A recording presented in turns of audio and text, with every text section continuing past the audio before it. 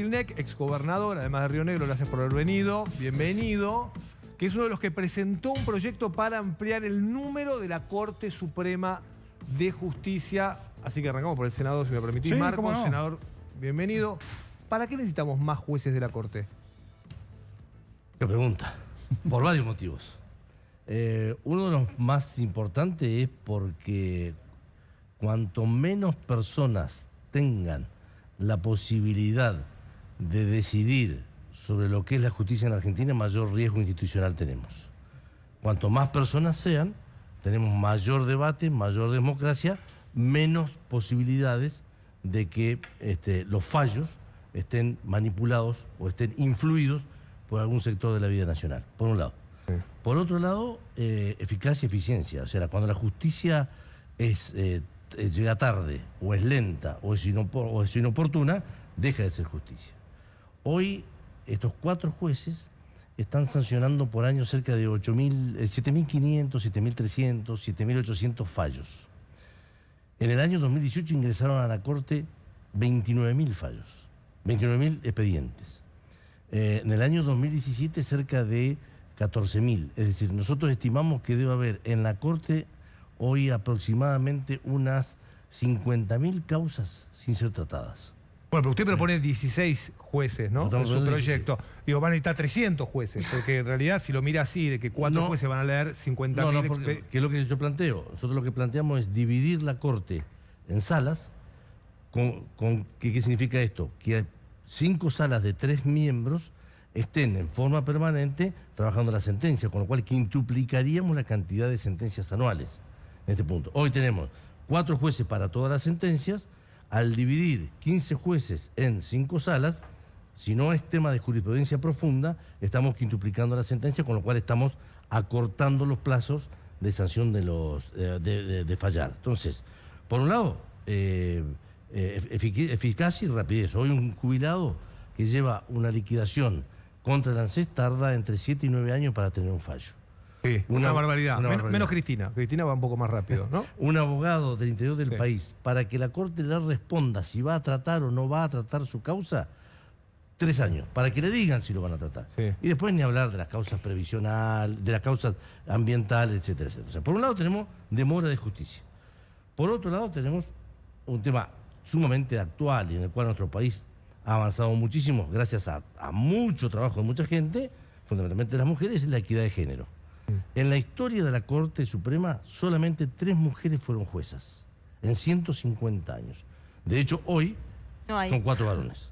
Lo que estamos planteando es que en la nueva integración tiene que haber paridad de género, es decir, igual cantidad de hombres que mujeres o mujeres que hombres. Y el tercer punto es federalismo. Nunca hubo un juez, por ejemplo, para nosotros que somos patagónicos, al sur de La Plata. De La Plata para abajo nunca hubo un juez. Es más, desde el 83 hasta ahora, todos los jueces de la Corte son solamente de 7 provincias y el resto del país ausente. Para nosotros, lo del interior, esto no significa ni un juicio de valor. Quizás para Capital y para el conurbano, el tema de la Corte sea un tema del poder. Para nosotros, quienes vivimos en el interior, el tema de la Corte es narcotráfico, es contrabando, es pueblos originarios. Pero ¿importa dónde nació el juez de la Corte? ¿Es importante? No, pero tiene otra mirada. O incluso el género. Pero tiene otra mirada. Tiene otra mirada. Yo creo ¿Pero no que hacen cumplir la ley que está escrita, el juez? Bueno, las leyes son todas perfectibles y hay que modificar. Por ejemplo, hoy... yo voy a pero eso lo hace el Congreso, pero eso lo hace no el juez. Por eso, vamos a presentar el juez no un proyecto. modifica Por ejemplo, la ley. hoy la Corte no tiene tiempo para decidir si acepta o no acepta un expediente.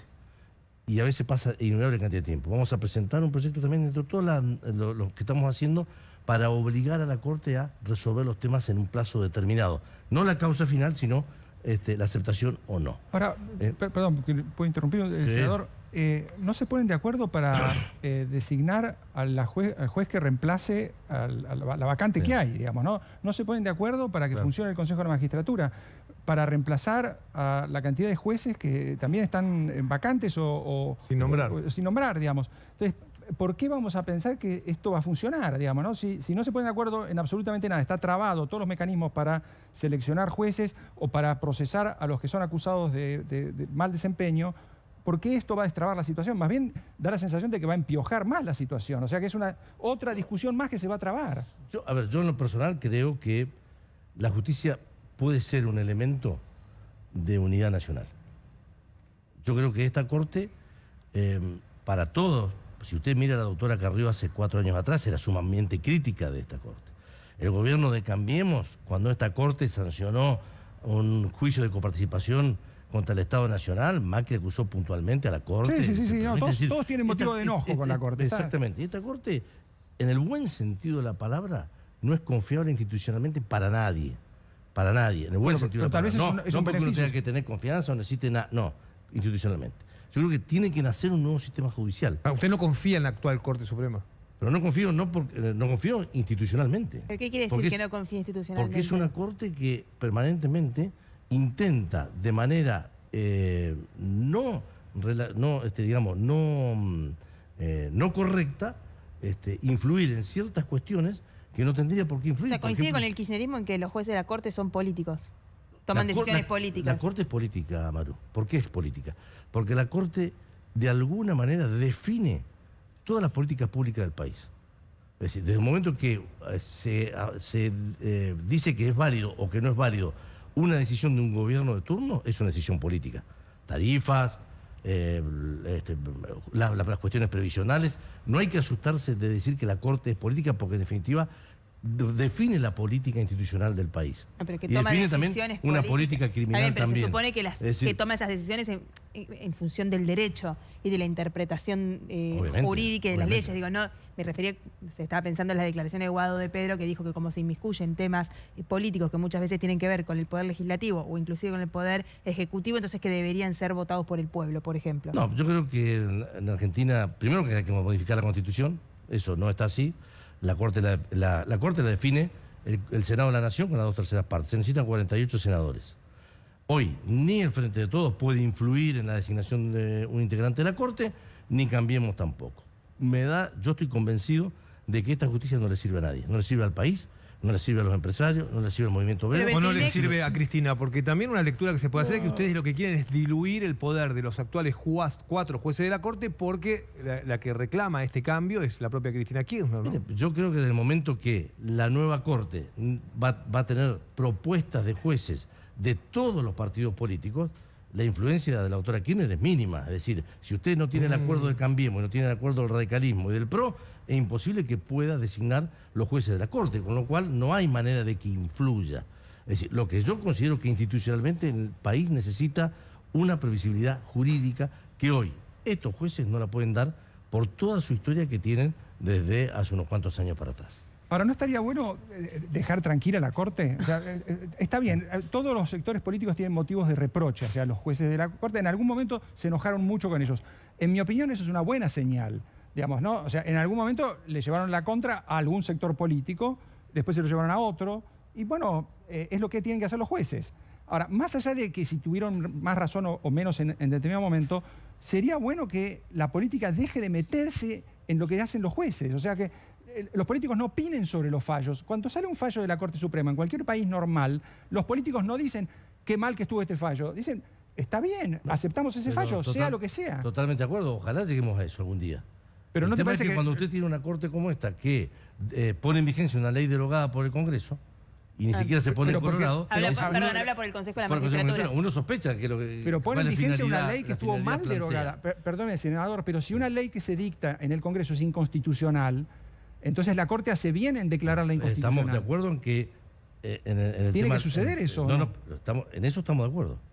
La facultad de la Corte o la obligación de la Corte de declarar inconstitucional una ley es su facultad. Perfecto. Lo que está mal que haya puesto en vigencia una ley derogada. Pero, a ver, obligando. Pero escúcheme, si la Corte dice, ustedes tienen un plazo para dictar una nueva ley, si no lo hacen, el Consejo de la Magistratura tiene que funcionar, porque de otro modo la justicia se paraliza.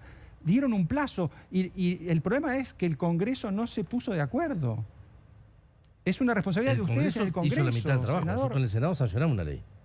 Bueno, está faltando que la Cámara de Diputados sancione la otra mitad de la ley. Está bien, digamos. es cierto. Ustedes empujaron una ley que en diputados la oposición dice no lo vamos a votar porque no estamos de acuerdo. No lo negociaron con la oposición. Yo digo esto, ¿puede hoy la política que tiene además causas en la justicia, procesamientos, investigaciones judiciales, modificar la Corte, modificar la justicia? O sea, quien hoy está investigado por la justicia, ¿puede intentar políticamente modificarlo? Si tiene causas de la justicia, debiera abstenerse de meterse con los temas judiciales, porque, digamos, primero tiene que responder ante la justicia por procesamientos e investigaciones judiciales muy serias, sino como hace hoy un juez federal que está investigando a Cristina, dice, ¡apa!